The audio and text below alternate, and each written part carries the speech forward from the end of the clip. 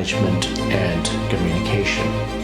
Relationship and communication are interrelated, meaning one affects the another and vice versa. People communicate differently according to the emotional state they are in. For example, people who are calm communicate differently than people who feel angry or agitated.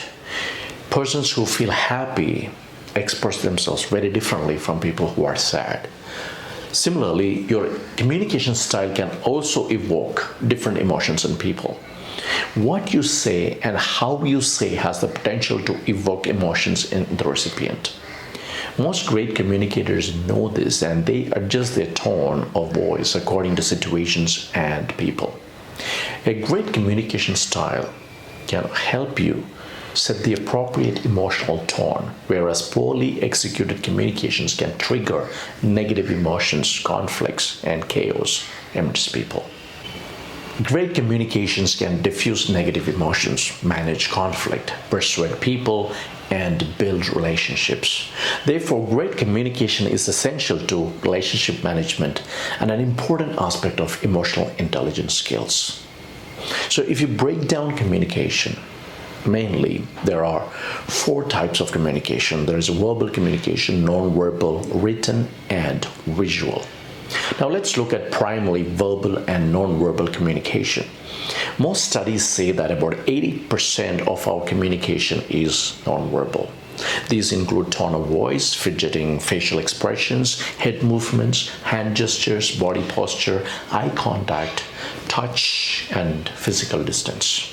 Some research points out that our body language accounts for about 45 to 55% of interpersonal communication.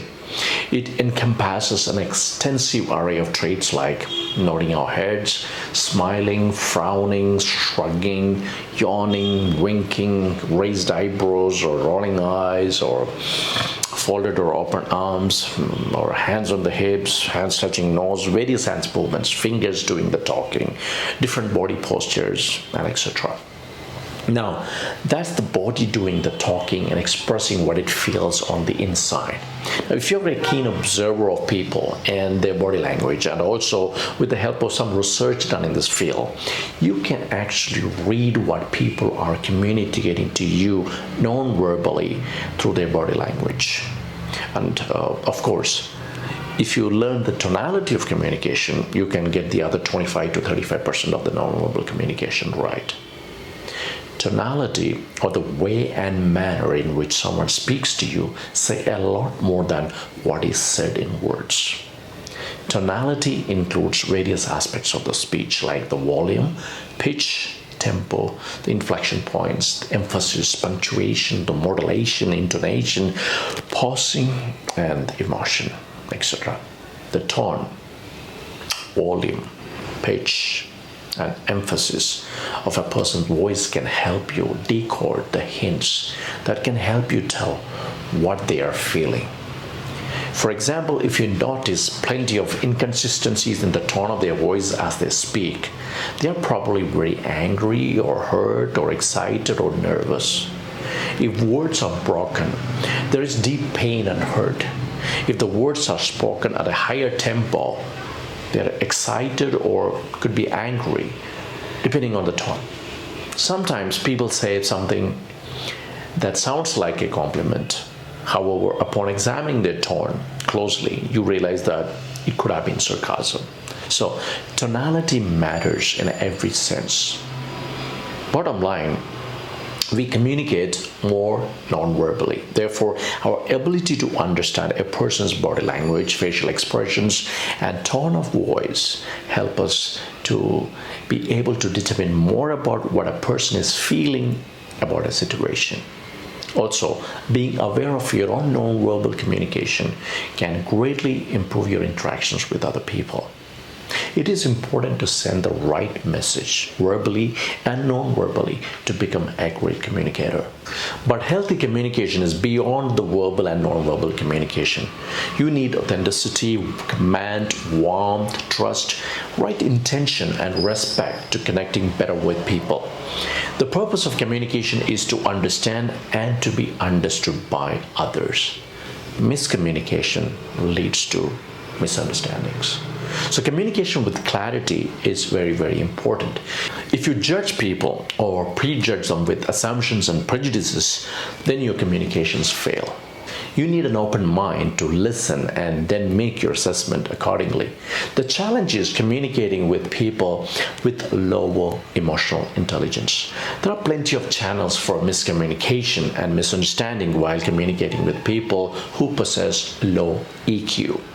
You see, under the Myers and Briggs personality system, feelers and thinkers have different approaches to communication. While those who lead with their feeling function can demonstrate higher emotional intelligence or EQ, meaning they have the ability to use their emotions in positive ways to communicate and make themselves understood. Now, thinkers can have a lower EQ. This doesn't mean thinkers are cold-hearted people. What it means is that, contrary to their feeling counterparts, thinking types tends to approach conversations starting from the head and not from the heart. Thinkers are highly rational and logical, and feelers are more emotional. To communicate better, thinkers need to develop their emotional side, and feelers need to get more logical and rational. Getting too much caught up in the feeling part stops you from making sense of the emotions you experience and being intelligent about it. Now, if you look at the feelers versus thinkers ratio in gender, we can see that women are more likely to be more like the feelers than men. And men are more thinkers than women. Because of this high disparity, gender communication must be handled effectively. So, how can you communicate with people with low EQ? And how can you do it efficiently? So, if you're struggling to express yourself when dealing with someone with lower emotional intelligence than you are, then active listening and empathy can do many wonders. If you're a feeler, you can use your empathetic nature to listen attentively to what others are saying. You see, empathy can diffuse hostility. It is psychologically impossible to be angry at someone if at the same time you feel what he or she is feeling. One of the ways to develop empathy is through active listening. Active listening involves being fully concentrated on verbal and non-verbal communication. It is being patient, showing signs of listening like eye contact, smiling, asking questions, reflecting upon the conversation, and then summarizing what the other person is saying to ensure your understanding. The bottom line is, when they just don't understand, get them to feel what you're feeling. People with low EQ may not express everything they feel. They often don't voice their feelings for fear of being misunderstood. Empathy is the only way to open up to people with low EQ. If you're a thinker, then use your empathetic skills to engage with others who are possessing low EQ. You can ask empathetic questions such as, can you say more about that? Or how does that make you feel? Now, it may sound like a shrink question, or you could rephrase saying like, I wasn't aware of that, now tell me more. Or create clarity with questions like, can you tell me if I understood that correctly? Here's what I heard you say. Is that what you meant? No, you could ask such questions. These types of queries help others open up and express what they feel. Once they open up, listen to them. Acknowledge that you are paying attention with empathy and kindness. If you can demonstrate that you are present, and if you can restrain yourself from judgment, not only will you leave the conversation feeling good about yourself, but you'll also make them feel validated for their worth. So it do look like both a win-win situation for both parties. Now, keeping the emotional balance in communication is also very, very important. Let's say you are in the middle of a conversation and you hear something that you don't expect. If you lack self-control, then that might kick you out of balance, and you might react in a way that is not professional or might ruin the relationship. When you lose emotional balance, discussions can turn into arguments. Lack of EQ can lead to personal attacks, accusations, questioning the intention of the person, or misjudgment, provocations, using past references of mistakes, fault finding, or making generalized statements using words like that person always does that, or never bother for other people or others. Now, verbal diarrhea is not a solution here. First of all, when things go out of hand, it's important to get the breathing right so that you can restore your emotional balance. And the best time to stop digging is when you find yourself in a hole. It's important to communicate assertively and not aggressively. Make your point not to show your superiority, but to persuade and influence other people. When giving feedback, be constructive in your suggestions for improvement rather than just passing judgments. It's important to watch out if the emotional atmosphere is changing while you're communicating.